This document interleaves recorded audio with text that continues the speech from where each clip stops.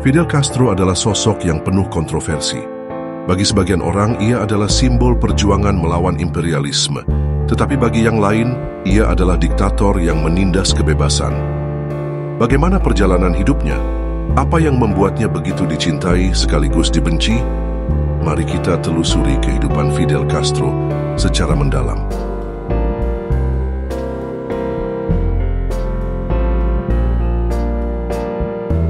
Nama lengkapnya Fidel Alejandro Castro Ruz, lahir pada 13 Agustus 1926 di Kota Biran, Kuba, dari keluarga pemilik tanah yang kaya raya. Ayahnya Angel Castro adalah seorang imigran Spanyol yang menjadi pengusaha sukses, sementara ibunya, Lina Ruz, awalnya adalah pembantu rumah tangga di rumah Angel Castro. Meskipun berasal dari keluarga berada, Fidel menunjukkan ketertarikan pada politik sejak dini. Ia menempuh pendidikan di sekolah Jesuit yang ketat sebelum melanjutkan ke Universitas Havana untuk belajar hukum. Di sana, ia terlibat dalam gerakan mahasiswa radikal dan mulai aktif menentang korupsi pemerintah serta imperialisme Amerika. Ketertarikannya pada revolusi diperkuat oleh berbagai peristiwa seperti intervensi Amerika di Amerika Latin dan ketidakadilan sosial di Kuba di bawah rezim Batista.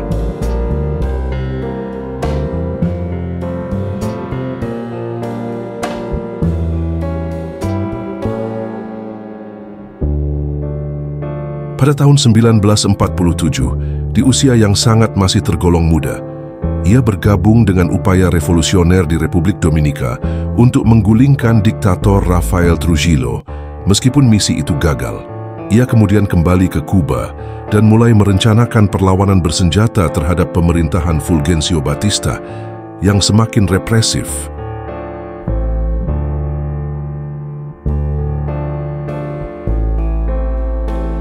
Pada 26 Juli 1953, Fidel Castro dan kelompok revolusionernya mencoba menyerang Barak Moncada di Santiago de Cuba. Serangan itu gagal, dan Fidel serta saudaranya, Raul Castro, ditangkap dan dijatuhi hukuman penjara 15 tahun. Namun, ia mendapatkan pengampunan 2 tahun kemudian berkat tekanan publik. Setelah dibebaskan, ia melarikan diri ke Meksiko dan mulai merencanakan revolusi berikutnya.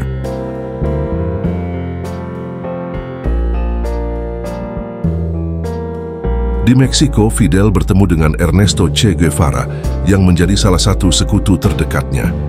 Bersama 81 gerilyawan lainnya, mereka berlayar kembali ke Kuba dengan kapal Granma pada tahun 1956. Misi ini hampir berakhir bencana karena banyak dari mereka terbunuh dalam penyergapan militer Batista. Namun Fidel dan beberapa orang lainnya selamat dan mundur ke pegunungan Sierra Maestra, di mana mereka mulai membangun pasukan gerilya.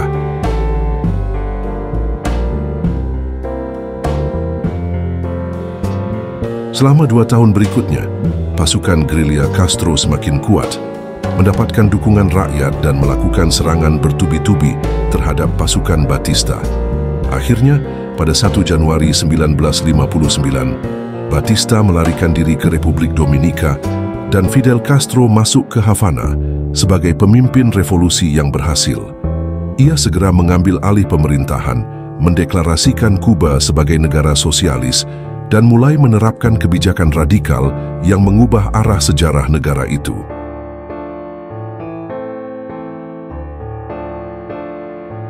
Setelah berkuasa, Fidel Castro menjalankan pemerintahan dengan tangan besi. Ia dikenal melakukan eksekusi massal terhadap lawan politiknya, termasuk mantan pejabat Batista dan kelompok anti-revolusi. Ribuan orang dipenjara karena dianggap sebagai oposisi politik. Sensor media yang ketat diberlakukan melarang kritik terhadap pemerintah. Banyak warga Kuba melarikan diri, terutama melalui Exodus Mariel Boatlift tahun 1980. Selain itu, program unit militer untuk bantuan produksi di bawah rezim Castro, mereka menghukum pelaku homoseksual, pemuka agama, dan intelektual yang dianggap bertentangan dengan ideologi negara.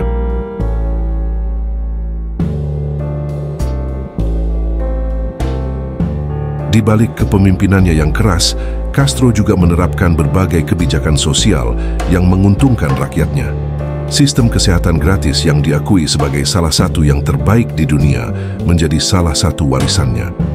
Selain itu, pendidikan gratis berhasil meningkatkan tingkat melek huruf hingga hampir 100%.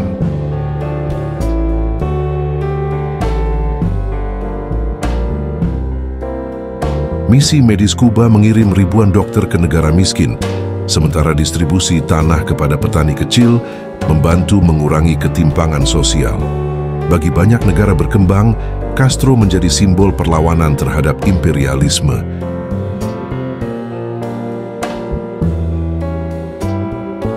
Meskipun berupaya menciptakan kesejahteraan sosial, kebijakan ekonomi Castro juga menimbulkan banyak kontroversi.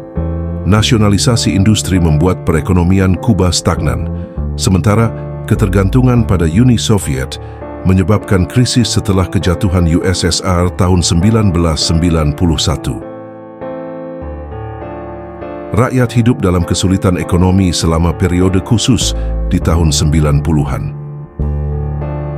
Selain itu, pembatasan kebebasan individu termasuk larangan kepemilikan bisnis pribadi selama beberapa dekade semakin memperburuk situasi ekonomi di Kuba.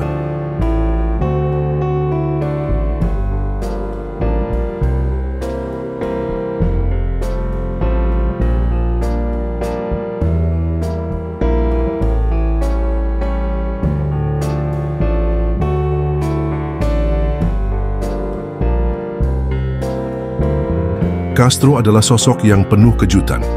Ia bertahan lebih dari 600 percobaan pembunuhan, termasuk racun dalam cerutu dan bom dalam susu. Salah satu pidatonya di PBB berlangsung lebih dari 4 jam, menjadikannya salah satu pidato terpanjang dalam sejarah. Ia juga dikenal sebagai penggemar baseball dan hampir bermain di Liga Amerika Serikat. Demi keselamatannya, Castro tidak pernah menggunakan aftershave karena takut diracun CIA. Selain itu, ia memiliki lebih dari 20 anak dari berbagai wanita.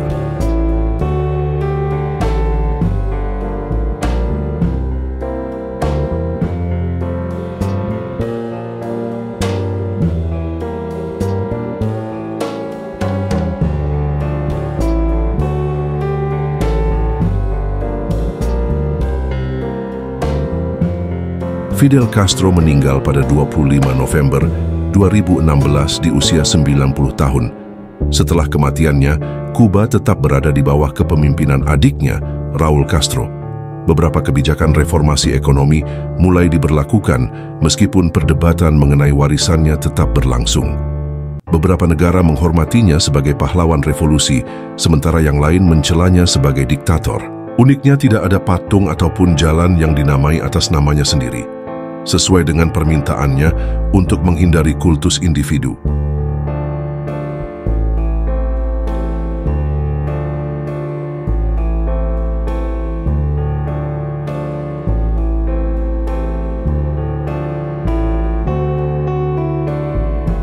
Fidel Castro adalah figur yang kompleks.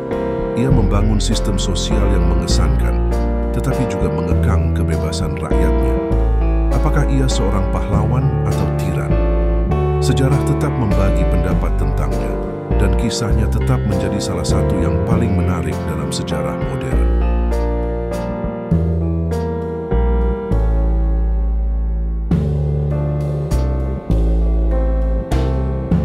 Terlepas dari pro dan kontra, Fidel Castro telah meninggalkan jejak yang tak terhapuskan dalam sejarah. Apakah menurut kalian ia lebih banyak memberikan manfaat atau justru mendatangkan penderitaan bagi rakyat Kuba? Beritahu pendapat kalian di kolom komentar. Jangan lupa like, subscribe, dan nyalakan lonceng notifikasi agar tidak ketinggalan biografi tokoh kontroversial lainnya. Sampai jumpa di video berikutnya.